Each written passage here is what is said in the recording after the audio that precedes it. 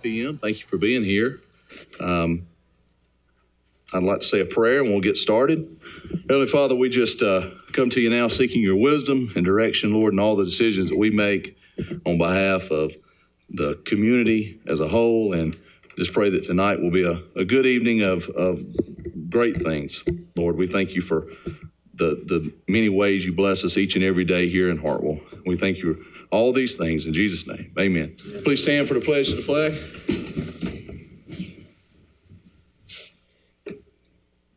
I pledge allegiance to the flag of the United States of America and to the republic for which it stands, one nation, under God, indivisible, with liberty and justice for all.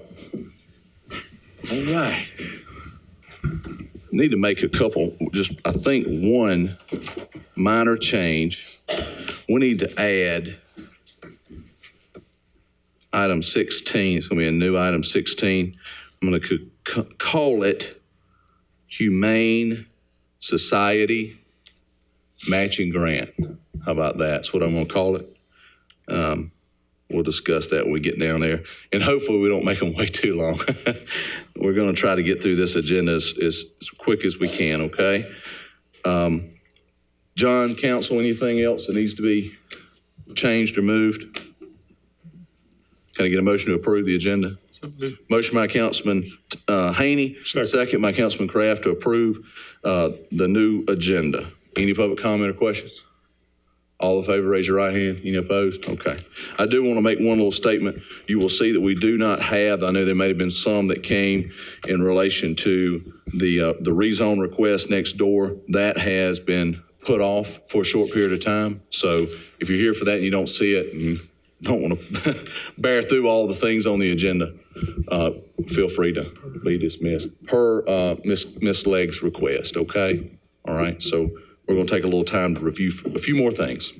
All right, item number 3, mayor's comments. I do want to say we did get some good news. GIC, which is the Georgia Institute of Community Housing, we did get awarded a position or one of, I think it was 5 communities across the state to be in this program. Ms. Michelle Weatherby, who's here tonight, really helped us really over a 2-year period get put into this program. I think they said our application was the best in the state, or at least that was their opinion. They could see the benefits of Hartwell going into GIC. Long and short, that will make us more competitive for developers, and it will help us hopefully bring more homes in and help these large manufacturing companies recruit and have folks working close to home. So we're really excited about that. Thought you all would want to know that. That starts in 2020. So we'll be in the program. And that's a multi-year program. And we'll remain as a, what would you call it? What's the word? A graduate, I guess you would say, of the program for several years after. So that's a good club to be in, distinguish ourselves. Also, we hated to have to, I'm going to make a statement about the Mayor's Monster Mash. We hated that we had to cancel that this year. The DDA worked really hard to try to figure out a way to save it from the weather. And as you know, the weather did move out kind of last minute, but the wind moved in. So it was going to not be great regardless. So Jason and his team, DDA, and all the volunteers would thank you for the hard effort. And sometimes the weather just does not cooperate. So we hope everybody had a safe evening. Item number, John, anything else that you can? Not off the top of my head, no. Okay. You're going to do the Depot Street update when we get to you. Is that okay? That's fine. All right. Sure. Approval of the minutes from the October 7th meeting. Anything, council, that you can see? Problems? If not, can I get a motion to approve as is? Motion to approve by Councilman Garnella. Anything else? Second? Second by Councilman Haney to approve the October 7th meetings as they stand. October 7th City Council meeting minutes as they stand. Any comments or questions? All in favor, raise your right hand. Any opposed? Okay. Item number 1, item number 5, this is the first reading of our 2020 budget. I think this is one of the first times we've been in this exact position. Council, you should have at least got some of the overall details of it. We'll distribute those further. But John, just give us a couple highlights. Yeah, just quick and dirty. This budget has a rollback from 10.7 to 10.3 mils. It is a balanced budget. It does not have any fee increases. General fund overall budget is $6,067,155. It has a 3% increase to our employees on their salaries. It has their insurance. It has several capital items. I can go through those if you'd like. A Mack truck, which is much needed. A vacuum potholer. A fleet lease program that would include a new chipper truck, 5 police cars. Some other capital items which have been talked about in the past is a tag reader for the police department, a utility building for the fire department, and also the mandated digital radio switchover, which is being hosted by the county. We're paying for that in this budget as well. So all of those things are in the budget, and that's it. The only thing I do want to clarify is you said insurance to the employee, and we know that that still does not cover the spouse. We're still not in that position. That's correct. Per our total overall cost. Is that what you're saying? Yes. So it will be the status quo. What we currently are offering? That's correct. Okay. Just want to make sure in case you folks are hearing that and employees at home are hearing that and thinking there's a change in that direction. But we're going to take it as a first reading. I guess we can tweak it if we need to. I don't know if council has any direct specific questions that doesn't need, you don't want to take offline, you want to do it in public, or public comment questions. So all very good. So we'll take that as our first reading, and we'll move on to item number 6, which is Hart State Park. I guess this is 5 years in the making, and we have our consultant, Sean Davis, who's here to give us a brief overview. I do, in all transparency, we did call a work session on Wednesday evening at 5. The paper was there. I think 92.1 was there for a bit. It was open to the public. I don't think we had anybody from outside the media come, and it was a rather long meeting, and it's fairly complex. So we've already asked Sean to please keep it as short as we can so we can get to the nuts and bolts. But I think everybody will be surprised at some of the stuff we've come up with. So please go ahead, take it away. Thank you, Mr. Mayor, members of the council. In the last meeting, you approved the form of the lease between DNR and the Corps, and you then authorized your representatives to negotiate with the proposed campground operator and return to this council no later than December.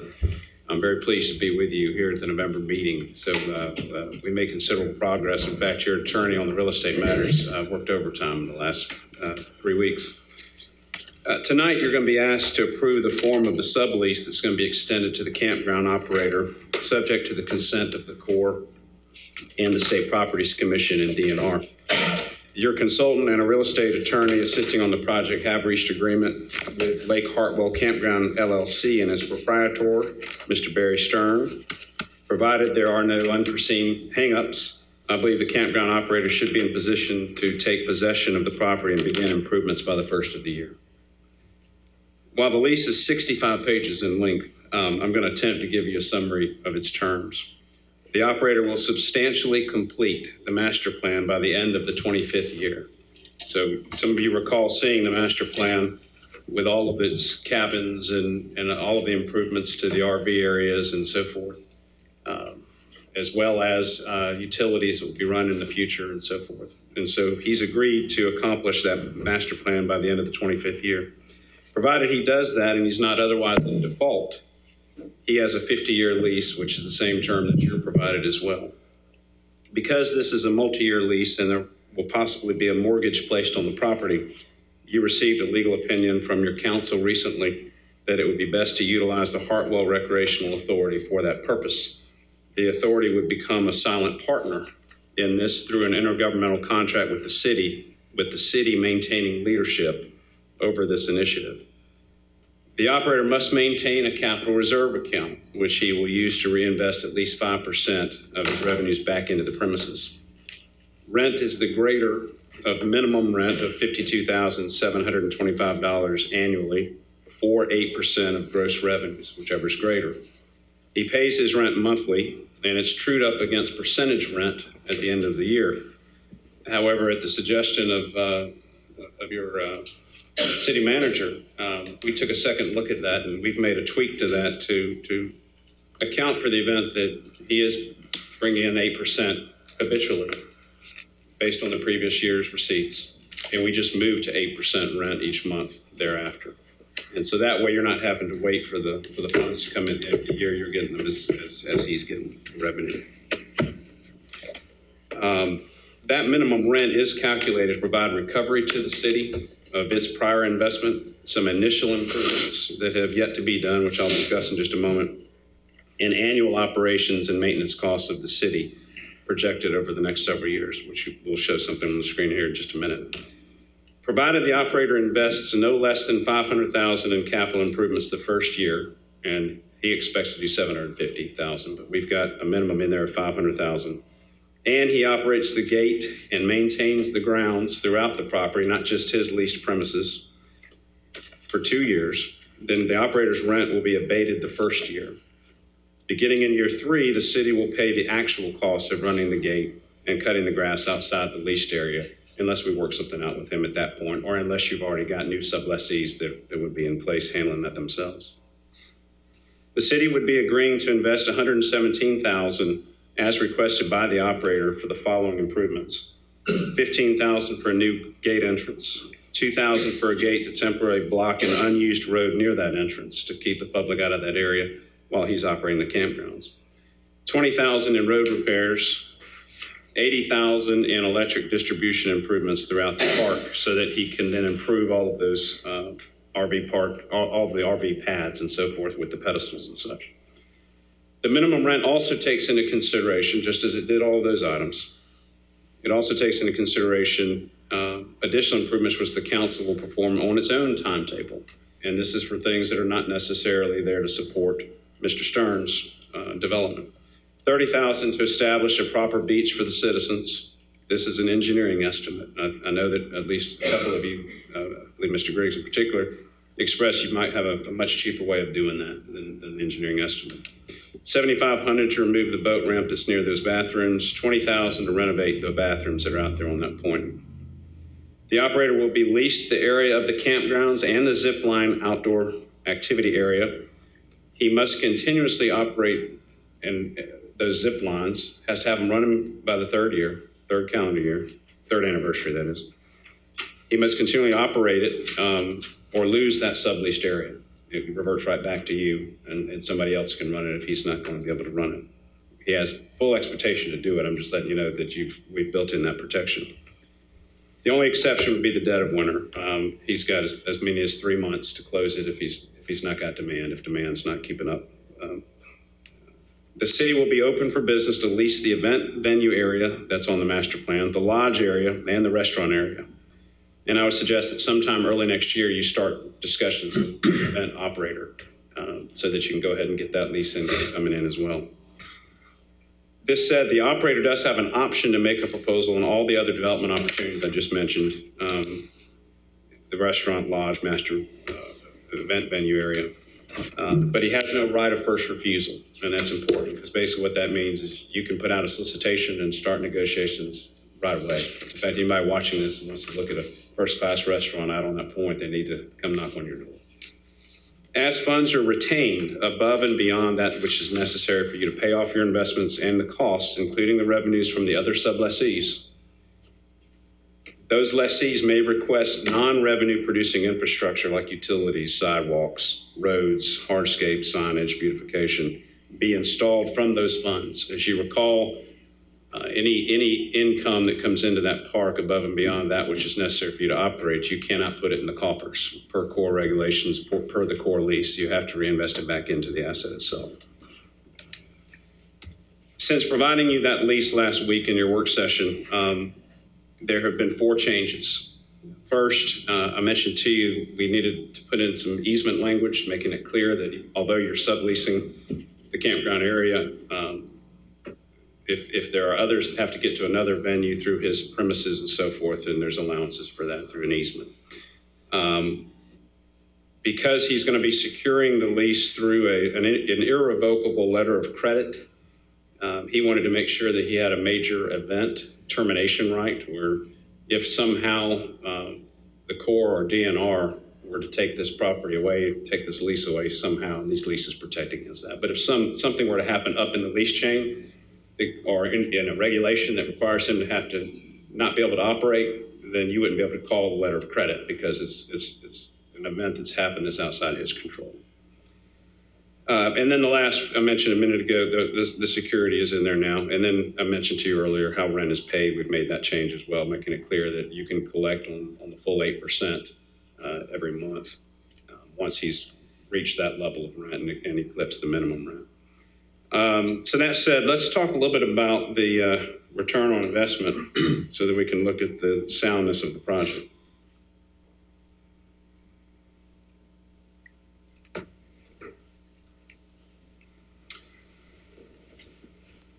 Mr. Stern provided us throughout the process a 3-year pro forma, and that's what this document is based on. And to anybody watching or the media, we can provide you all this documentation as well. But he's provided a pro forma, and that's where we pulled these numbers from. I will note to you that the numbers you're about to see really deal with only one sublessee. Doesn't take into account that you're going to have future ones. It also is only displaying the figures related to that's one sublessee. Does not take into account the total economic impact and corresponding benefit to the city or the county, including the construction, the products purchased, the service provider sales to the operator, or secondary spends of the consumer, including area restaurants, groceries, fuel stations, retail stores, all of those multiplying effects. What I'm about to show you doesn't do that. I understand you may have somebody on staff who's taken a look at that, but this would not have that in there. This said, so we've got 4 different tables here. The first one, summary of the city's investment. That's giving you a feel of what you've invested up to now. As you know, $327,000 up to now. You've allocated another $70,000 to get through all these leases here in the next few weeks. I've built in operations and maintenance over a 10-year period of $500,000. So that over a 10-year period, if you did nothing else out at Hart State Park, you would have somewhere in the neighborhood of $897,000 invested in the effort. The summary table 2, or rather table 2, is the summary of campground operator, the direct lease income. These are revenue figures that you see here under 2020 and 2021, 2022, which are based on, again, all of his gross revenues from the pro forma.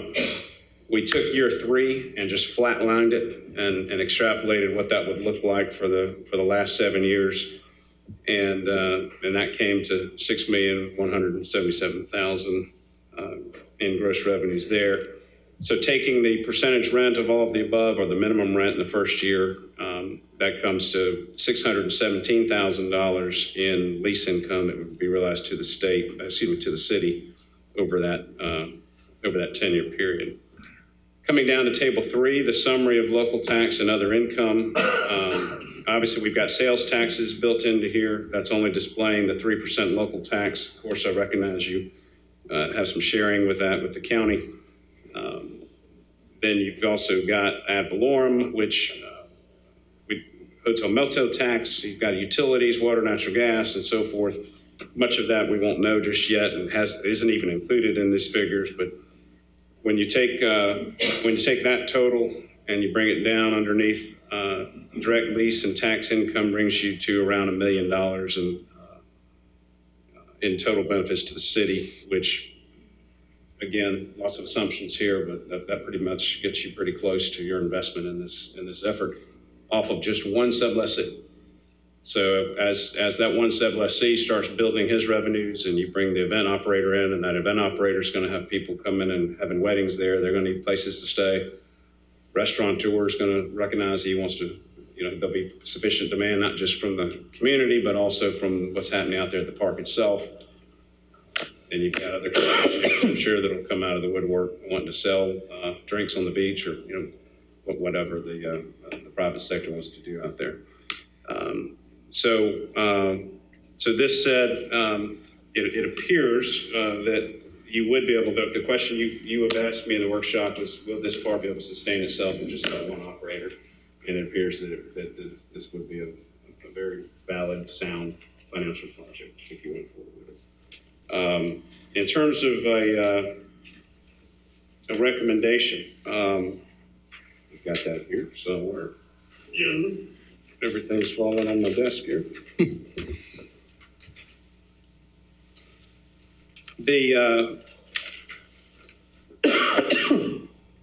You've already approved the core lease, the form of the core lease with DNR. And so now what you'd be asked to do is look at approving the form of the lease between DNR and the city and the rec authority, and the rec authority and the private sector.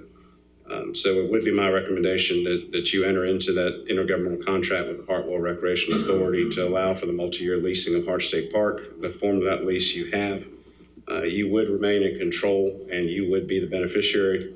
Second, the city and ultimately the rec authority should accept that form of sublease presented with Lake Hartwell Campground LLC and execute the same subject to the consent of the DNR, the State Properties Commission, and the Corps of Engineers. That would be my recommendation. That completes my report. And just a brief question before I turn it to Jason. Obviously, we have this one individual that's, you're showing us an ROI that pays out. We have the authority to approve or disapprove of anybody who would want to come out there and enter into another lease. We ultimately have control to decide if it's not in our best interest or we feel like it's going to devalue the current investment too, correct? We're kind of the gatekeeper, I guess you would say. Your counsel will tell, your legal counsel will tell you there may or may not be some differences in the procurement requirements since you'll be doing it through the authority. You may have a little bit more flexibility there. But as I explained earlier, the campground operator does not have a right of first refusal or have any leg up on anybody in respect to any of the other venues. And so you're free to put out solicitations or negotiate with whomever following procurement requirements, of course. Okay. So you're not bound by anything in this agreement.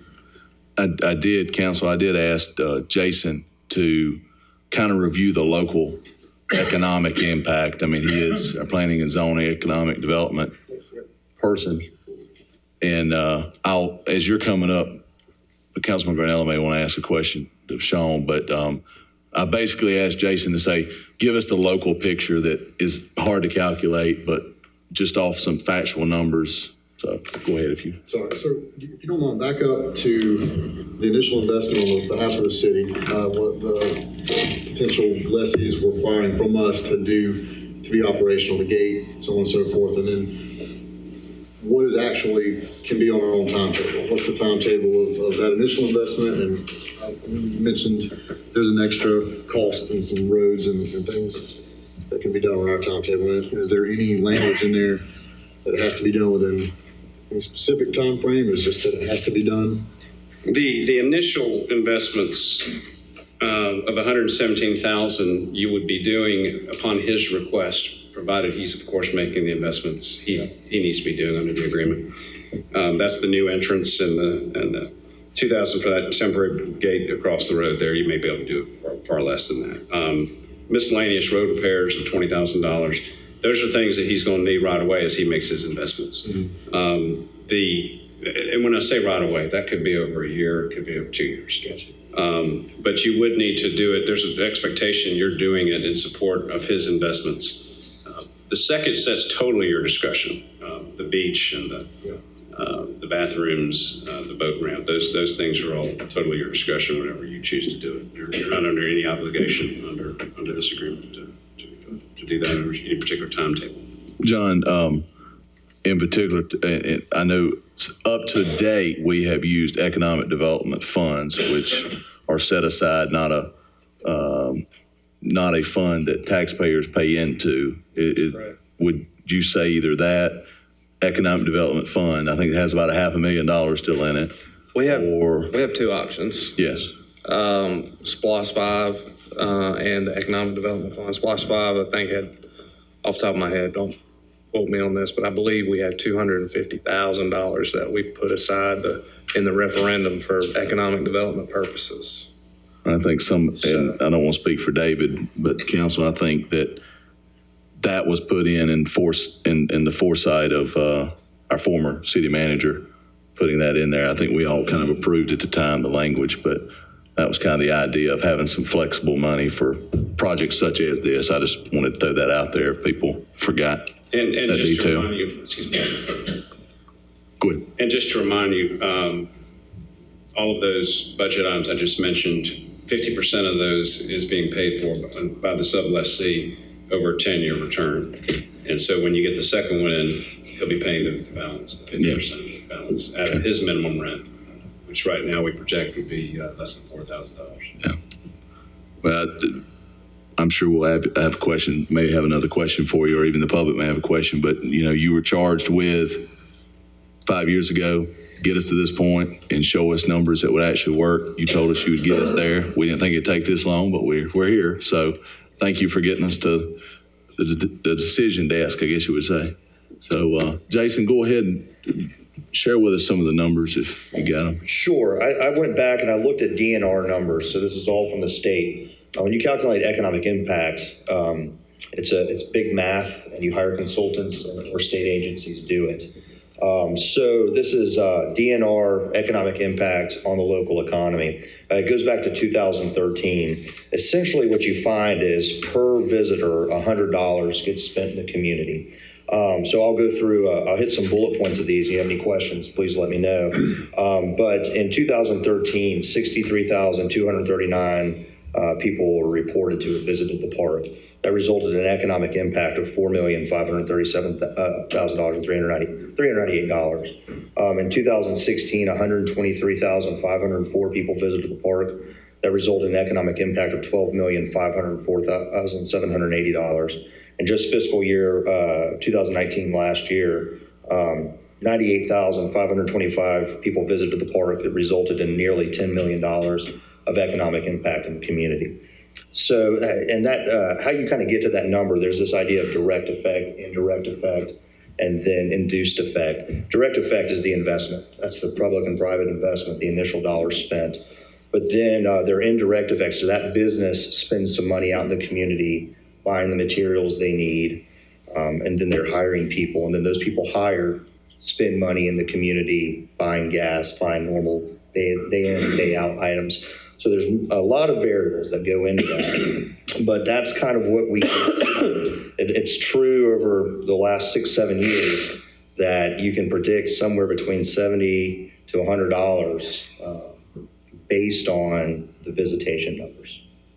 So I think numbers from back in maybe the 2005, before the park was closed, I think they were putting a couple 100,000 through there, Trey. I don't know if you remember that number. It was over 200,000, I believe. And I believe that is more in line with what Mr. Stern thinks he can churn through there. Is that right, Sean? Or that's his intention is to get us back to that number? That's correct. The pro forma that he provided does have night stays based on previous uses of the park, plus what he thinks he can do just from his own marketing and then, of course, better products that you see out there now. So you're saying in, what was it, 19 fiscal year? Fiscal year 2019. 100 and how many thousand, or how many thousand was it? 98,500. So double the number. If he gets to this point, double the number of the DNR numbers. And how many, we're talking 20 million? Is that instead of 10 million, potentially 20? I mean, I know we're extrapolating some of this. There's some projections. And of course, all business has some projections. But the data, at least over the last 7 years, shows right around $100 spent per body visiting the park. I find that amazing. We have that many folks visit to a park that's essentially nothing. So, shut down. So, Jason, you pulled these numbers off of DNR? DNR. Matter of fact, it was verified with an actual person and not just a website grab. Okay. But I've got a good contact now and can help provide him with this data. Okay. I'm happy to share it with you. Just from a legal opinion, I'm going to ask Rob. I know Rob is not dealt necessarily with all the way up to the core, but what, just from a legal opinion, from what you've touched, the structure in which we're trying to do this, give us a legal opinion, I guess, if you can. Well, I mean, to the extent you want just a recommendation from me, I think Sean and Clyde have dealt with a lot of the lease, the more technical aspects of the lease transactions between the two parties very, very well. It's beyond something I would have really been capable of doing. With respect to the more mundane aspects of the lease, which I think are within my purview, and whether the city can enter these things, I think the way we're now structuring this is satisfactory to me. So. Okay. Thank you, Rob. John, city manager, you know the budget, you know the numbers, personnel. You've reviewed it. I mean, where do you land on it from an opinion? Well, the numbers check out. I think that it really comes down to whether or not you believe in it or not, you know? I mean, but I can tell you right now, whatever the council decides to do, that's what we're going to do. We're going to try to, if you guys want to do this, we're going to do everything in our power to make it successful. And that's it. That's the bottom line. Okay. Council questions, Yeah. comments? So we talked a little bit about how we're going to go about securing this lease, right? So if something happens, he walks away, what do we need in return? We're talking about a bond, we're talking about real assets, so where do we land? Yeah, so it sounds to me like Sean said that Barry's going to have a letter of credit for $100,000, correct? Yeah, the guarantee will be by his LLC, which of course is just going to be set up unique to this park. So we required him not just to have a guarantee from that LLC so that you then can, if there was to be a major default, that which he hadn't already pledged to another lien holder is yours. And of course, all the improvements he's about to do that stay on the property and are to the property become yours anyway. But in the event that there's a default, we have an irrevocable letter of credit that will be issued by a major bank in your name of $100,000. And he was very, very reluctant to go any higher, given that he's about to take a big risk on a park that's closed and put a lot of money in facilities that are sitting there now that become your facilities. Just briefly, you mentioned, I think he going to do 500,000 year one, but it really could be more like 700 according to what he actually is proposing. Then he's talking about, I think it's $1.5 million over 3 years. Part of that is getting it up to par, but then he's going to be looking at adding, five additional cabins a year, I think is the capital improvement, which the dates are wrong because obviously we thought this was going to happen quite a long time ago. But he's got $721,000 in year one, $250,000 year two, and year three would be another $500,000, and then that is the acquisition of and building of new cabins. So, $1.5 million over 3 years. So, okay. Yeah, normally, and I have no reason to doubt that he'll be spending at least that, but normally when you put it into lease language, you're going to set a floor that he will not go beneath, otherwise he'll be in default. And so that's, we steered everything around, focused everything around 500,000 would be the bare minimum. Also, in case folks are wondering, how do we know this guy? Can we trust him? From all your dealings with, he's hung on for 5 years is one thing, but also this is not his first rodeo, and he's got the money. So. Yeah, I know there's at least one new council member, maybe two, but when we went through the procurement process, all the qualifications and history and financials and his experience, he was a KOA franchisee, which, I didn't cover this, but in the lease, any kind of branding, style guides, all of those kinds of things, look and feel of the place, all of that will be controlled by you. He submits after your approval. One of which would be the flag that he flies under, and it could be a KOE franchisee. He may make a KOA franchise there. So I think would be a very positive. But that's his experience is running KOA campgrounds. So he's got a great deal of experience. Okay. And the reason that we pushed for this here in November was because there's a big trade show and he wants to make some big purchases. So he was looking to get the nod from you, even if he knows that there's still a couple of different points that have to be cleared up with the State Properties Commission and the Corps of Engineers. So as soon as if you act tonight, then first thing in the morning, this lease will go straight to the Corps of Engineers so they can get their review out of the way so we can get the termination done with DNR and the state and get all the leases done. And hopefully by then the State Properties Commission would have acted the first week of December. Any public questions? Yes, ma'am.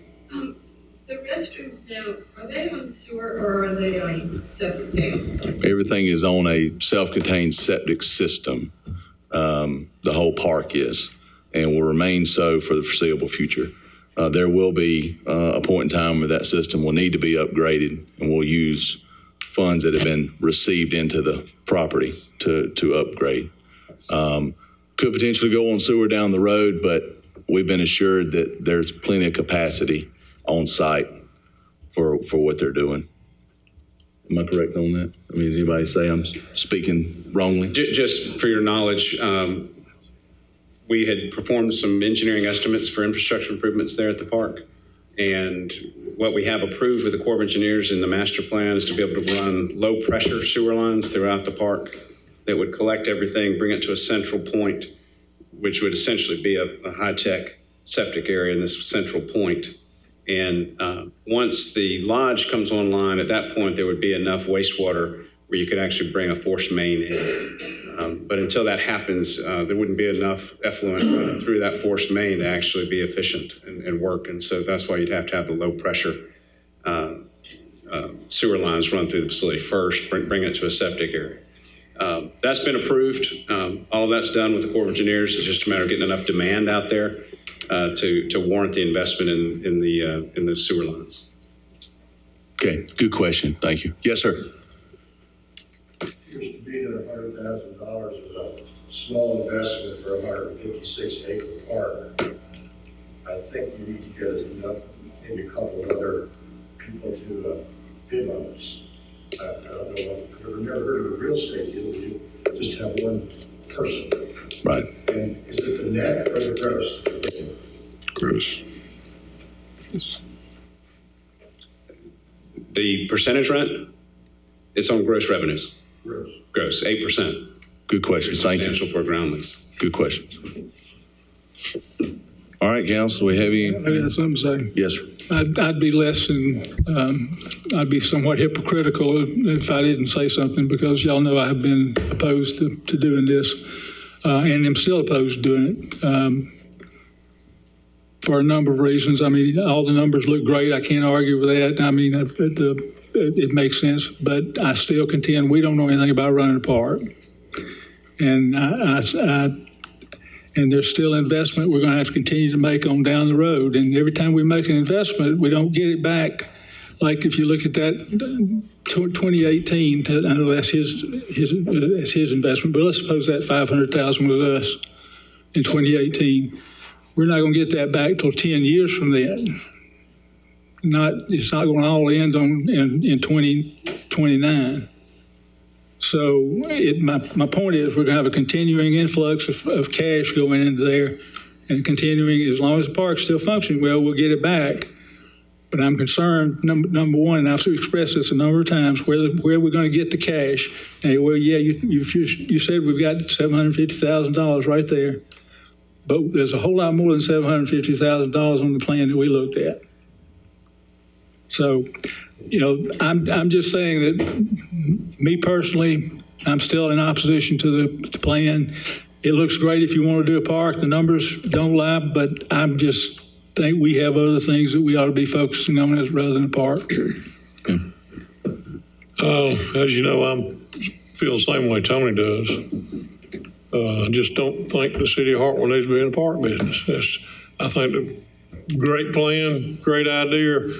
Let the state of Georgia do it, not the city of Hartwell. But everybody up here knows how I feel, and I hadn't changed from day one. So Well, we let the state of Georgia do that, and what do? They ran out. No, and that's been the argument. And right now, they're cutting back as much as they can.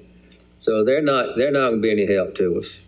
And that's been I think the conundrum that we've found ourselves in from 2009 approximately, the last time that they pulled funds and did that. And it wasn't the first time, like you said, it's been 30 years or more of this, but we embarked on a journey as a group. Now, we were all together at that time, but time and a lot of water went under the bridge in that amount of time, and a lot of frustrations and setbacks, but we are here, and I think we can agree that we pretty well, what we envisioned at that time is pretty darn close to what we see now. It's been a long time. It's been a lot of ups and downs along this journey. So.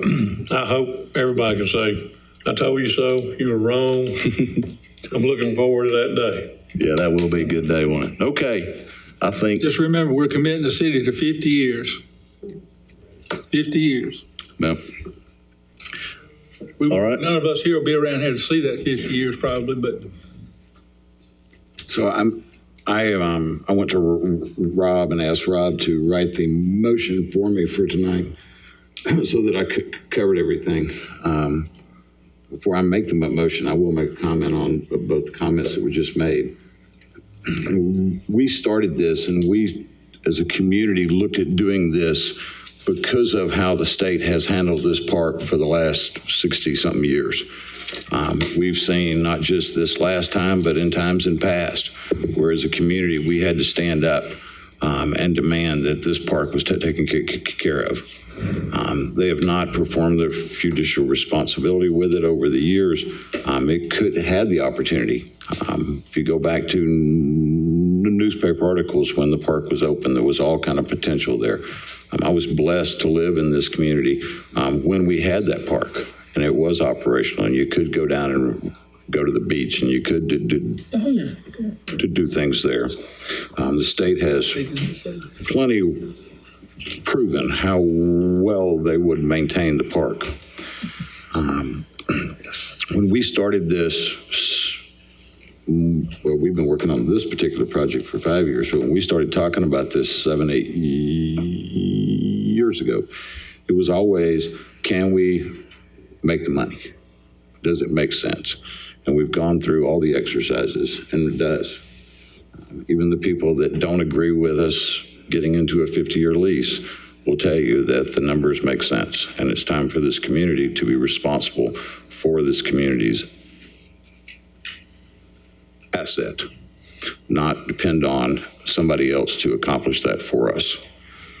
So I move that the city approve the form of proposed sublease between the city and the Georgia Department of Natural Resources, the form of sublease between the Hartwell Rec Authority and the Lake Hartwell Campground LLC, and the intergovernmental contract between the Hartwell Rec Authority and city entitled subleasee for public park and recreational purposes regarding the subleasing of Hart State Park to third-party vendors subject to approval of the legal counsel. Recommended request that the Recreation Authority approve the sublease for public park and recreational purposes. Authorize the mayor and city clerk to execute and deliver on behalf of the city all such leases and contracts once the required consents and approvals are received from the United States Army Corps of Engineers, the Georgia Department of Natural Resources, the Georgia State Properties Commission, and any other required agencies. Authorize the mayor, city manager, and other city officials to approve on the city's behalf such changes to this lease and contracts as they deem minor or what's that word? Non-substantive. Non-substantive, and further to take such actions to move forward with the city's subleasing of Hart State Park and implement the foregoing resolution as they deem necessary and appropriate, and approve and ratify and confirm in all respects any and all actions previously taken by the officers, employees, and agencies of the city consistent with the foregoing resolution. So what all that meant was I told Rob, I says, can we put together a motion, and we'd send it to an attorney that would cover this. So we can say we're not thinking about doing Hart State Park anymore. Hart State Park will now become Hartwell Lakeside, and the citizens of this community will reap the benefits from that park as we've wanted to do for many years. I got a motion, a long one. Second by Councilman Griggs. Can I say second real long? No. Okay. Just checking. Any public comment or questions? All in favor, raise your right hand. Any opposed? Was that 3-2 or is that 3-3? I vote yes. 4-3. Moving on to item number 7, the annexation of Cornerstone Baptist Church is, they had do we have a representative from Cornerstone here tonight? Anybody? Okay. Just so you know what's going on here, about a couple years ago, Cornerstone wanted to start doing a sportsman's event there at their property and wanted to discharge firearms during this event. And at that time, the city manager said, no, we don't allow that. Well, this year they came back to us again. You'll remember a few months ago, we discussed a sportsman's event ordinance. And after a lot of deliberation and back and forth with council and reviewing language, we determined that it was not appropriate for an event of such to happen inside the city limits due to safety of the other people in the community and the densities. And obviously, Cornerstone Church was not happy. They did file a de-annexation request so that they would be allowed all the privileges of a county property, somewhat unregulated, I guess you would say. It is the policy of this council that we do not de-annex any properties. And we feel like that's the best decision for the people, but also for the safety of the people. And we understand that they're upset, and we do thank them for being in the community. They are a valuable asset to us, and we hope that all things will move forward solidly. Do we need to make a motion to deny the annexation? Am I okay by saying what I said, Council? Mm-hmm. If I make a motion that we deny the request for de-annexation. Right. Got a motion by Councilman Hicks to deny the de-annexation request. Second by Councilman Haney. Any public questions or concerns? All in favor, raise your right hand. Any opposed? None. All right, DDA appointments, this happens from time to time. There was an opportunity for Miss Elizabeth Brewer. I don't know if she's here. I do not see her here, but Miss Brewer to be appointed to the board. We're excited for her being willing to serve. Jason, do you need to say anything regarding that? Ms. Brewer is very engaged in the community. She's come to several of the subcommittee meetings, and she's come to the DDA meeting. And we're going to take this on. She feels that this is in the best interest of her business, in line with their values. So we're excited about the potential for coming on, should you appoint. Yeah, volunteerism is alive and well here, and we thank everybody for wanting to serve. It's a lot of time and effort. Can I get a motion to approve? So moved. Got a motion by Councilman Griggs to approve Miss Elizabeth Brewer to the DDA. That's the Downtown Development Authority Board. Second by Councilman Kraft. Any comments or questions? Public comments? All in favor, raise your right hand. Any opposed? None on that. Item number 9 is torch approval of additional funds from ARC. Council, you know, this is a project that's been trying to get up off the ground for a while. John, help me. I know Miss Mary's here too. ARC came back and I guess give the ability for Torch to receive some more funds. And so we have to approve and then allow them to go out through the bid process. Is that correct? That's correct. I need actually 2 actions though, or we can add them together. But what I'd like to is to accept this $15,000 extra so GMRC will administer the project. Okay. And also for us to move forward with advertisement. And this doesn't cost the city any money. No, this is, if you recall, there was some clawback issues with this project, and ARC made it very clear that they would take that responsibility away, but in return that we had to accept $15,000 so that GMRC administers the project. So, I knew the answer to that. I just wanted. I just want to see if he knew the answer. No, I want him to say that for the public's sake, yes. Yeah, so the setup is the same, and we accept 15,000 more, and then the process will go out to bids, and hopefully this time, the bids will come back in line to where the project can get started with the funds that are already in hand in the promised grant, so. I move that we accept the 15K and that we move forward with advertising. Got a motion by Councilman Hicks and second by Councilman Garnella to approve the torch, getting an additional $15,000 in funds, GMRC to administer this grant, and then for it to move out to bid as soon as possible. Get that started. I got the advertisement All today. right. Any public comment or questions regarding that? I mean, everybody's familiar with torch, and we're getting there. All in favor, raise your right hand. Any opposed? None on that? Okay. Item number 10 is Depot Days, Hartoktoberfest. Hartoktoberfest. Anyway, that was supposed to be, a couple weeks ago, and in the weather and everything, they wanted to move the Depot Days to Depot Street and Hartoktoberfest to Carolina Street, right, on November 9th. Now, those times are they overlapping? Some overlap, as I understand. Okay. All right. This is going to be held on Depot Street. We're excited about it being showcased. John just wanted to make it official that we were okay with it because there will be road closures. Council, can I get a motion to approve? Move that we approve. Motion by Councilman Kraft to approve November 9th for Depot Days and Hartoktoberfest, the closure of Depot Street and Carolina during the time of the event. That's this Saturday. Yeah, it's coming up, so be ready. Hopefully the weather will be good. Let me add something here. I had a phone call this afternoon from Alan Johnson of American Laundry and Dry Cleaning. Been here since they invented water, almost. And he's concerned about all these little festivals we're having and trying to find a place to park because it hurts his business. And, basically you just drive up there, you walk in there, you hand them your bundle, and you walk back out. And if they don't have a place to park, then they don't walk in there and hand them the bundle. So they were wondering on the closure of streets, and this is for Stan. Hey, you thought y'all didn't see you, but I did. Stan, is there some way we can kind of work on that and get some better parking there? 15-minute parking. For the folks in that part of the county, that part of the city? I think it's pretty well landlocked. Okay. We don't have as many roads.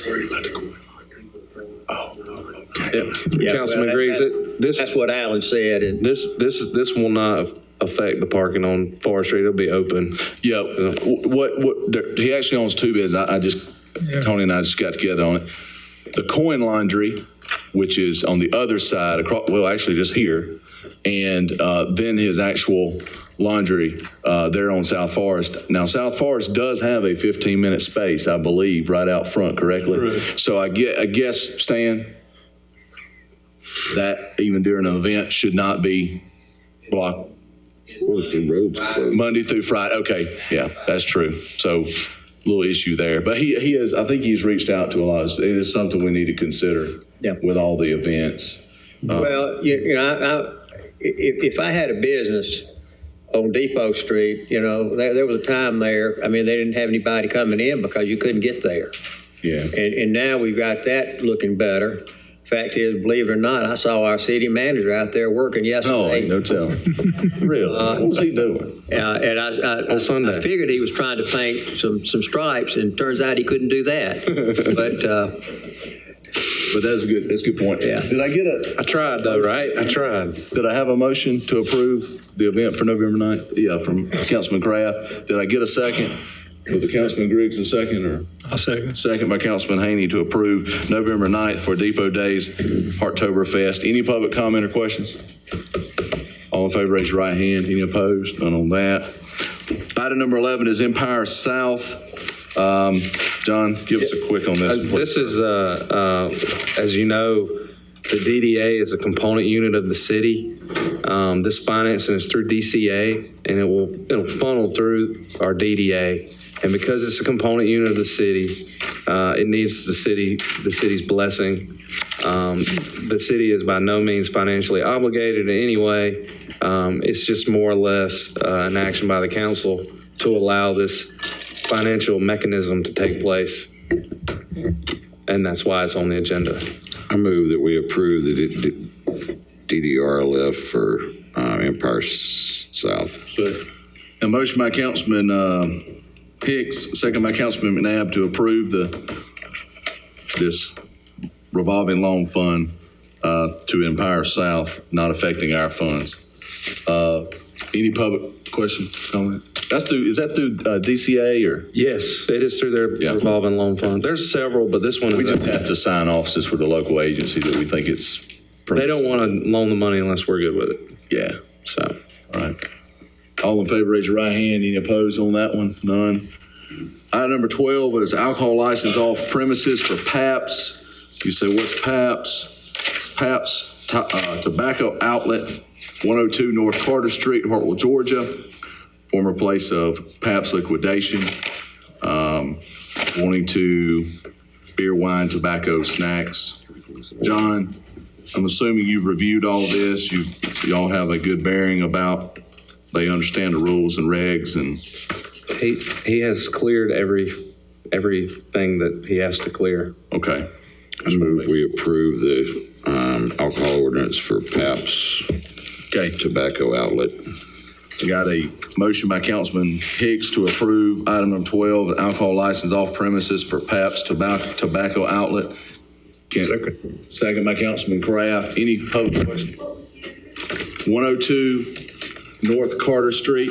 That is behind what we call the old gate station for us local old timers. That's the only thing I've ever known it as, right? That's right. That's right. My daddy told me it was the gate station.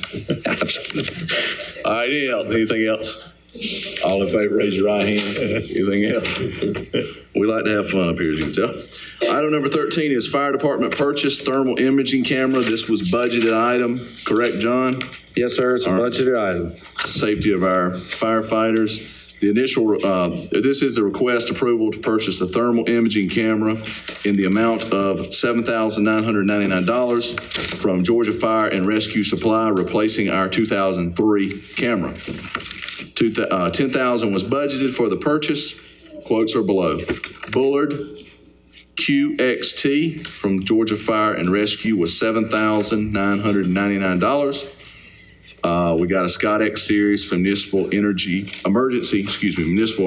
Services, $8,457.06. A Bullard QXT from Wally's Fire and Safety Equipment, $9,348. So recommendation is low bid from Georgia Fire and Rescue Supply for the $7,999. Motion by Councilman McNabb to approve the low bidder. Second by Councilman Hicks to approve. Any public question, comments, concern? Budgeted item, correct? That's correct. Yes, sir. All in favor, raise your right hand. Any opposed? None? Okay. Oh, I mean, Chicago, y'all should do this one day. It ain't near as easy as it looks. All right, item number 14 is Chicago Steakhouse street closing request November 23rd. Can you tell us what's going on, John or Jason? I'm going to defer to Trey on this one. He's the one. Oh, okay. Sharif is opening the Chicago Signature Room, which is the second half of the Chicago Steakhouse. Very good. He wants to do a grand opening on this date. He wants to close Depot Street from the corner of Carolina to the alley. So in front of the wall, basically, as we call it. Wall there will be closed after business hours, so it will not affect any. He's the only one that's got any businesses on that street after hours. So Yeah, I guess he does. He owns that in the downtown cafe. So I make a motion that we approve the street closure for Chicago Steakhouse on November 23rd. do we have? And it's after. It's after. Like 5:30. 6 to 11. Okay. All right. Got a motion by Councilman Hicks to approve street closure for Chicago State House, the grand opening of their signature room, the second part of their development there. Second by Where is the Councilman. signature room? Right next to, The building right above it. what was roll up, sorry, roll up door. Yeah. I know he's been working hard on that, so. Got a motion and a second. Any public comment or question? All in favor, raise your right hand. Any opposed? None on that. Item number 15, Mr. Bruce Bate, if you'll come forward and tell us, Mr. Bruce reached out to some of us this past week with some concerns, and these are long-standing concerns, and he wanted to be on the agenda, and I said, well, come on. So I appreciate you coming tonight. Sure.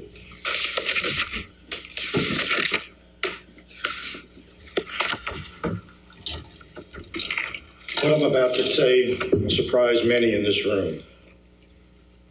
Mayor, city council, police, fire department, water, sewer, gas, sanitation, city manager, Jason, city councilman that helped talk to me this week. I appreciate you talking to me. Slowed me down a little bit, took some of the pressure out. I won't take much of your time, but I've lived here for 40 years, and a person is remembered for many things in his life. And I have determined that I owe all of you an apology.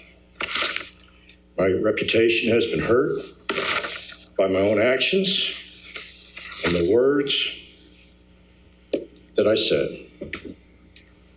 Don't take or hold what I say tonight against All Heart Realty. This is Bruce Bate that's up here talking to you. I am sorry for letting this parking issue get the best of me. It is ironic that I learned that I came up with the idea of what I'm telling you right now after tripping in a hole in the sidewalk in front of Bill's and New York Pizza. The fiber optic crew was installing conduit for fiber and removed sections of concrete. It was a painful experience, and I was out of work for 2 months. During this time of recovery, I learned how the underground fiber company hated me for jumping on them, for tearing up my parking lot, cutting water lines to my rentals, cutting water off to other rentals, basically not respecting private property rights. My job requires me to respond and to protect my clients' interests. I also learned that many in the city characterized me with unflattering terms. We want to be remembered in life for our service to this community. Carol and I, through Rotary, the Small Claims Court, the Magistrate Court, saving Hart State Park, recruiting doctors and businesses, saving the hospital until it was given away, taking down the Dunlop Tower in a day, bringing down the 100,000 square foot building, cleaning up the asbestos, and sanitizing the property, completing a 23-year cleanup of the brownfield site, returning it to new businesses, creating new opportunity. I've been a developer, I've done subdivisions, I've built houses, communities. I've started 12 different businesses, including a dock company that was part of improving dock flotation and structural design on all 3 lakes. My wife and I have contributed 40 years of service to this town. I took a beating from this DDA last year. We watched you give more spaces behind our building to our neighbor, and even gave him the back road without going through a closed bid. We were promised we would see a plan before the fence went up. That never happened. Until last Friday, the mayor hasn't responded to me on any of my cries for fairness. It gets worse. After you did all that, you started putting police cars for repairs out on the street. This is Franklin Street, if you're not familiar with where my problem area is. And it's leaving them in there all day. Vehicles are allowed up on the grass. They're allowed there over the weekend. They're allowed there for several days at a time. And it's just killing our businesses. And the reason this is being done is so that the space can be saved for the next day when they get in there without having to move cars around and filling up all the spots on the road. Today there were 9. Every day is a little different. You have grandfathered bullying. And this came home when I tried to get some help on your 15-minute parking. 15-minute parking is a great idea. We think this is a great idea because it helps everyone. And it's a start. It's the first step to enforcing 2-hour parking. And that helps all your merchants that are willing to respect the parking rules. So when I went to the police department for help, it did not take long to know that some had no respect for me and had no desire to hear from me about parking. The second time I went for some help, Stan was there, and they helped me. And it was the reason I went is because the car was parked in the 15-minute spot for over 4.5 hours. This car was moved, but only to the next space. You can't grandfather bad behavior. Listen to this. Every parking spot in the lifeblood of every business on that street, every parking space is the lifeblood of every business on that street. If you want a town with an attitude where you do not care about helping your neighbor's business grow, you will keep what you've got. I know there are others who share my feelings for fairness, other merchants that struggle to make ends meet. I have been the only one to stand up against these practices for years. I don't want to be known for that.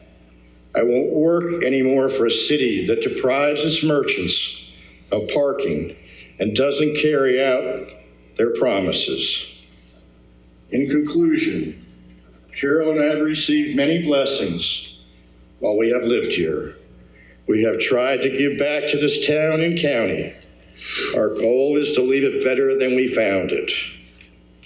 Thank you so much to all our friends who have supported us and given us your friendship that is worth more than money. We love you all. God bless you. And the rest of you, I pray that you can forgive me. Thank you. Thank you, Mr. Bate. Council, I wanted to give you an update. I've talked with John about this. I think I've talked with Rob about this. I've talked to Chief about this. And I think we all can see the validity of Mr. Bruce's comments tonight, very much so. And I've asked John and I've asked the police department to enforce the rules that we have in place. Thank you. I've asked them to do it. Now, we know that it's an art, right? It's an art to it. You got to give grace when it's needed in certain situations. But we put those lines on that road, remember? Because we told people we don't want you hanging out into the right-of-ways. And I think our folks are doing the best they can at the moment to enforce that rule. We do have the 15-minute parking. Rob, tell me if I'm wrong. Chief, Stan, if I'm wrong. The city of Hartwell does have a 2-hour limit in all spots except for the 15-minute parking. Is that correct? During Monday through Friday, 9 to 5. Is that correct? Am I wrong? However, the signage has not been posted. Okay. Well, No one knows that you're in a 2-hour park. what was the question? I thought I heard something. Do you understand what he's saying? We've had 2-hour parking forever, but you've got to have signage out there, and we elected not to put the signage out. We elected to put some 15-minute spots in there and see how that ran. If we go to a 2-hour parking on the whole square and we put up signage for it, now we've got another expense, and maybe 2, and that's officers to walk around and do that. We were very clear that that was not the intent. The intent was to try to help some of the downtown merchants with 15-minute spots. And if it comes to the stage where we have to hire an officer to walk around and monitor the 15-minute spots, then you've got my vote to take the 15-minute spots down. The problem we have on the square is vendors on the square. You know, we have, you're at your corner, and over there you have a problem with Bill.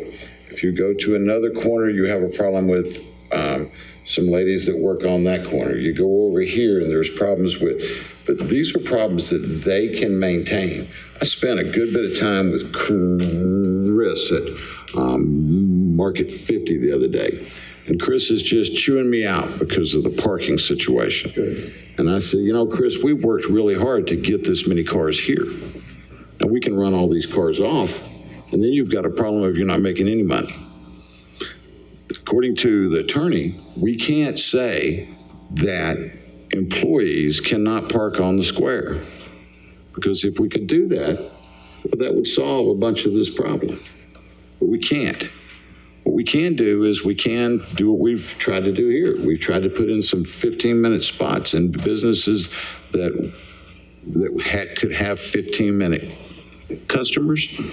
And you know, we're not even a couple of months into this, and already I'm getting complaints about it. So if we can't do that without hiring an officer, then we take them down. I think that obviously you've got people that own businesses parking for extended periods of time. Sure. We do know that. We do know that. That's widespread. But this is a I believe, may not be completely unique, but this is something you've dealt with for many, many, many years, and you've asked for help many, many, many times. I beg you guys. Yeah. I don't Right now you're talking about 9. Excuse me, wait a second. Let me. It's very difficult for you to compare someone parking other people's cars up and down the street to employees in a company or an owner of a company. Okay, let's do it a different way. No, let me finish my point. Let me finish my point. I have a situation where, excuse me. It's fine. It's fine. Too close. It's fine, y'all. I'm not. It's fine. I just want to point out the point that you're acting like my situation is the same as the other, and you're also acting like it's okay for people to park, owners and employees, in front of their fellow patrons, their merchants. So if I park in front of your place, that's okay, but it doesn't work. And I'm not saying we have a perfect society, ladies and gentlemen. I am saying, that if you don't look out for your neighbor, you don't care if they are successful, you don't have any esprit de corps in your town. You always have people elbowing to take the most that they can. There's no way to stop greed. It's been proven for years and years and years. And for you to sit there and say that you want to take away the one good thing you've done in 20 years sort of gets me excited. And so that's why I come to you and I say, if you want businesses in this town and you want them to make money, you've got to give them a chance to have a customer come. And if all the spaces are taken up, and I'm not talking for an hour or 2 hours, but I'm talking for 8 or 10 hours a day, all day long, 7 spaces today, that's not what we're talking about. So what I want is for you to consider this 2 hour. I want you to consider, Jason and I have talked about giving people passes so that they can violate that 2 hour rule if they are owners, if they need to put their vehicle up there, and that they get that pass when they make the $100 contribution to the DDA. And you get that DDA working as a group rather than small pieces trying to get this thing going. You've never been able, when I first came here, Eli Saliba came and he said, Bruce, you're never going to change this place. And he was right. I'm not going to change this greed. I'm not going to change your selfishness. But I can bring it out to your faces that this is no way to treat merchants. And I'm not talking about myself. I've made it. I'm successful. I'm talking about my tenants. They're just doing the best they can to make get on. And if I didn't have my own parking lot for them to park in, they'd be out already. I watched my 2 girls go under. They didn't have a space in front of their place every day, all day. People would park cars there, and they would sit there, some of them no tags or flat tires. It's not the best look for our town. And I want those spaces to be available for tourists, for people to come and buy and make your town stronger and better. But you have to be willing. And, Trey, you've always started putting me down, and I don't like that. I'm a businessman. I pay my taxes. I should have a voice. When you promised me certain things, I expected that to happen. When it didn't happen, I said nothing, because I was advised that this town doesn't like people that complain. But I've got ideas how you can have solutions. I've got a plan that will slowly implement 24-hour parking. I don't want to bring it up now. I will give it to Please Jason. do. But Please I didn't do. come here tonight that all to get upset again. I came up here tonight to tell you, if you're not willing to work with me on this, and you have been quite obvious that you're not, and some of you don't even answer your phones, which I don't see how you want to be leading on a council if you won't take some of the hard stuff. But if you're not willing to help me, I'm going to have to go some other way. So I appreciate the talk. Yes, sir. And I'm sorry I have to come down to this. Yes, sir. And I just don't want to have to cross you guys. I want to keep to helping you. Yes, sir. Thank you. Make sure we have those recommendations, because I think we do need to really, truly address the issue. Yes, sir. Parking lot we have already at their close to the post office. Well, But for the merchants that have their businesses down They've decided not to use that. let them use that. Then we've got more space for, for customers. We need customers for these merchants to make money. that is true. We're And the greatest police department in the country. yes, sir. And we, They will absolutely do anything to help. yes, sir. Well, I think we need to also evaluate what some other towns in our similar situation have done, and does it work? We did implement some changes with the lines to keep people in, the boxes, and also the 15-minute parking, but we can probably do more. So we want to take it all under advisement, and I would hope that John, through the attorney and the PD, will evaluate some things and give us some ideas how we can help alleviate this, okay? If we already have 2-hour parking as a policy already, even though we don't sign it, we'll have signage for it, perhaps the DDA could help by making sure all the merchants know that. The 2-hour parking is only in effect where signage is there. Okay. So we need to assess, do we have areas we want to Okay. put 2-hour parking? I'm sorry, I misunderstood that. So we need to assess, do we have areas where we feel like 2-hour parking is appropriate? And We can talk about, Trey, Let's do that all. we can talk about this for hours tonight. Don't give me Don't get you started on parking. You had a downtown business, you understand, don't you? all about it. Yeah.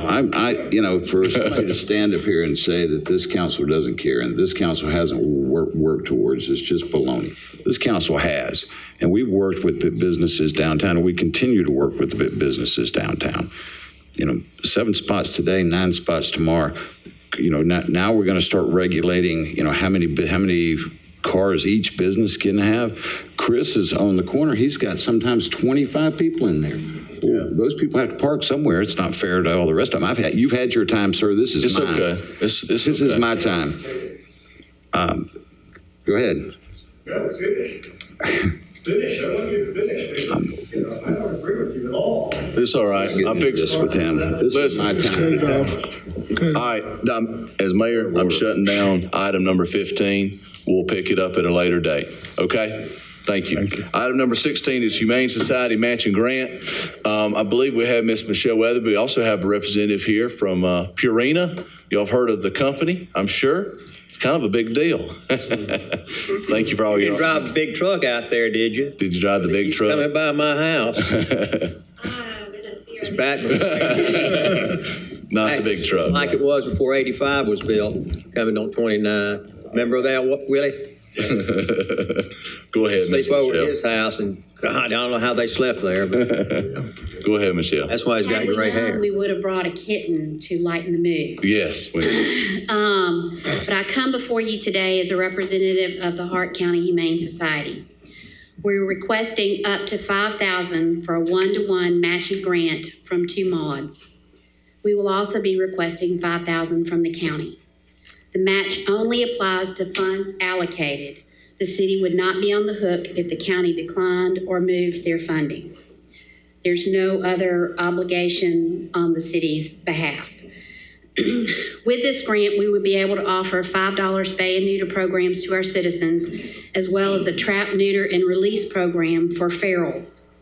Many studies have shown that low-cost spay and neuter programs result in significant declines in shelter intakes, taxpayer funds, as well as reduced diseases such as rabies. Because of the work of the Humane Society, over the past 8 years, Northeast Georgia Animal Shelter has been able to reduce their euthanasia rate from a high of 90% to less than 20%. As an example, the Humane Society adopts out annually 300 cats per year. We hit that number this year in September, and we still have about 140 cats to find homes, and kitten season is coming right around the corner. We must do something to help cut off the supply. Animal overpopulation results in burdened shelters and animal control officers, as well as contributes to the spread of rabies and increased incidences of roadkill in the right-of-way. An unspayed female dog can have an average of 67,000 puppies over 6 years. An unspayed cat can produce an eye-popping 420,000 kittens over 7 years. Can I stop you there? That is the offspring, having offspring. Correct. A lot. Thank you. Yeah. Wow. 3 out of 5 homes have pets. 30 to 60% of unaltered cats will stray or go feral. 95% of dog maulings are unneutered male dogs. Low-cost spay and neuter works. It doubles the number of people who get their pets fixed and can cut the shelter intake by as much as 50% and save thousands in taxpayer funding. Legislation only does not work. It must be accompanied by low-cost spay and neuter programs. Our shelter, Northeast Georgia Animal Shelter, does an impressive job, but we all need help. Of the 850 animals from Hartwell and Hart County, that's from January to September of this year, 43% went to rescues, the majority of which were Hart County Animal Shelter, and just under 20% were euthanized. Of those that were owner surrendered, only 5% were already neutered or spayed. We appreciate your time and attention, and I will turn it over to Rachel. Hello. I'm just here to offer support and agreement with what Michelle went through. So we're going to match what the city will give, or what the county will give. The max of that, we'll match that. And just anecdotally, we haven't been here that long. I probably talked to 5 or 6 people today, and we've rescued 6 cats, 4 dogs, and 3 peacocks. So there's definitely And 3 what? Peacocks. Why? Yeah, that's right. I was going to ask why. They needed a home. You ever heard of one of those? Oh, yeah, I have. You a peacock food, yeah. I was walking on the AT on Clay We Mountain, recognize there it was one as a up need, there. and that's why we're partnering with Michelle. Okay. We do appreciate all that Purina's doing for our community. It's definitely good for in a lot of ways. I'll put it to you that way. So you're asking. We're very, very happy to have y'all in town. Yeah. Michelle, you're asking the city to contribute $5,000 for a grant, contingent on the county. Is that what the agreement was, or what Not is? contingent on the county. If the city gives us 5,000, two mods will give us 5,000.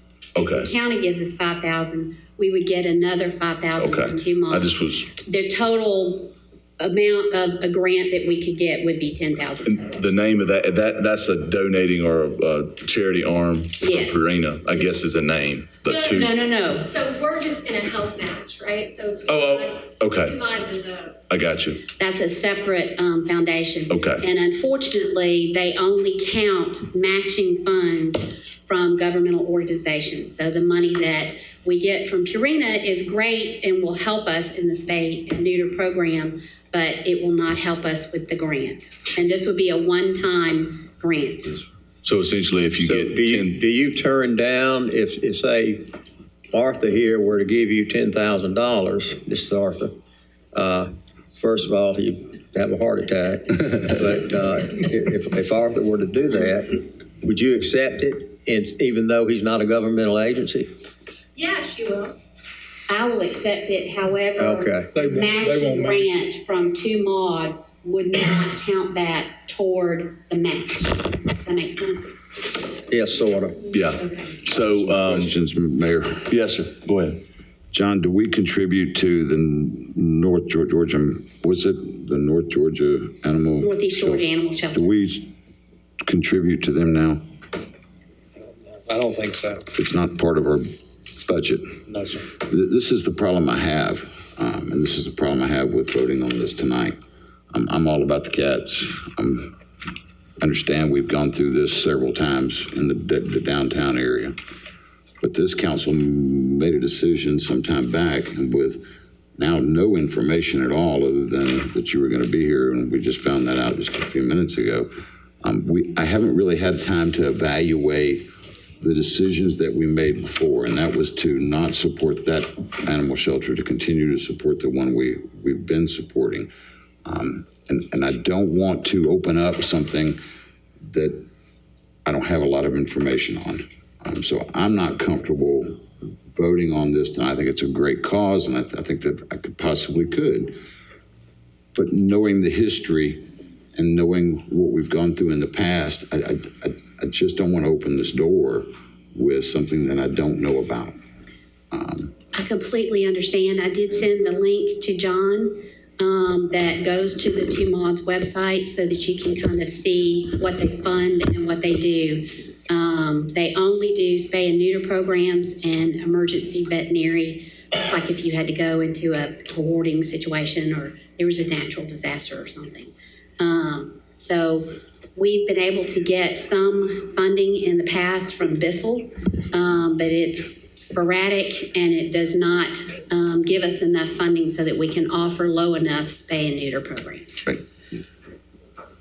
Can I make a motion for consideration, if somebody wants to second it, that we're only 2 months from the end of our fiscal year, and it's kind of difficult this late in the year we don't have a whole lot of money left over. And right now is a perfect time, since we're doing budgeting, that let's consider adding the $5,000 to the next year's budget for the matching grant. Yeah. I'm okay with that. Okay. That's a different, because that gives us a little bit of time to look at why we didn't do this before. That's when I said let's consider it. Yep. I'm good with that. Okay. So You want to make a motion? do we need a motion per se, or You did? John, fix it? No, I was kidding. But I had the budget balance. Yeah, I mean, that goes. Cut out a pencil or two. Okay. Yeah. All right. So essentially what we're going to do is ask John to find a slide item, let us talk it up to determine, and then we're going to have a second reading for December meeting, right? Yeah. Right. I'm sure we'll have a whatever decision at that point. Move forward. I think we all know we We'd do. like to encourage the county to participate. We just gets hard for the city to doing all this stuff all the time. Cross your fingers. And Oh, are you? something else you got to consider, whatever the county spends, the people in the city are paying for it at a higher rate because there's fewer of us. So we're paying both sides. This is what you're saying. That's always been our argument. Yeah. So hopefully that meeting will go well.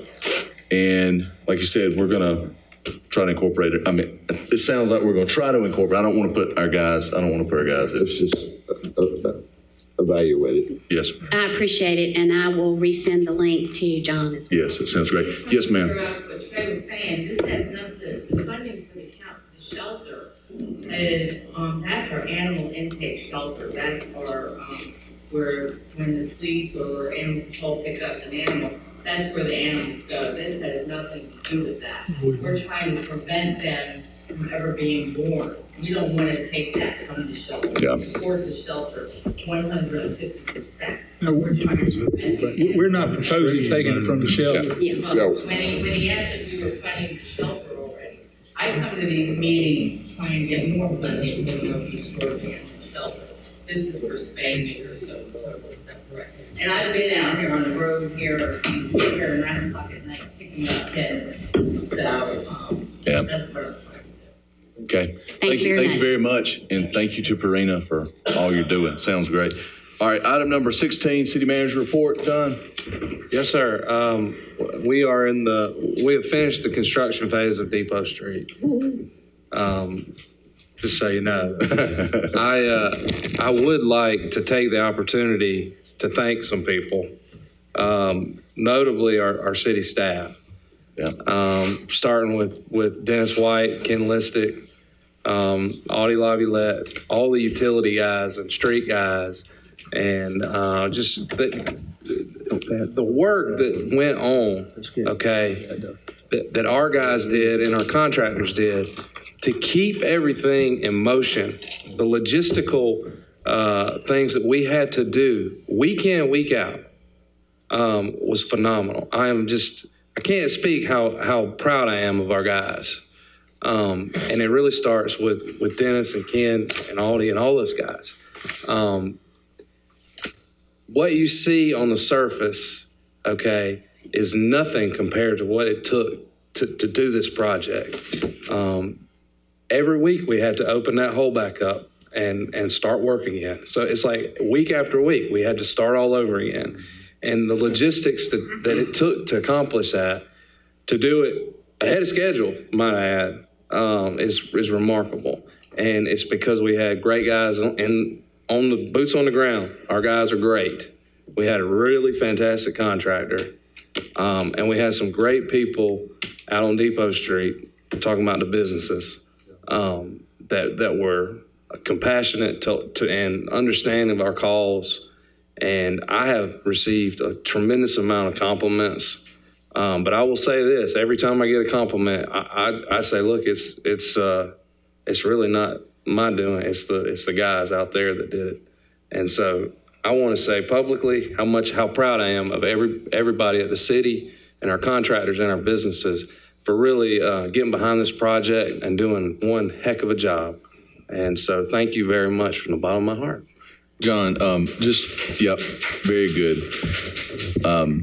So striping will begin in the coming days, I'm assuming. So we've striped the street, the center line. It got striped today. Councilman Griggs saw me out yesterday.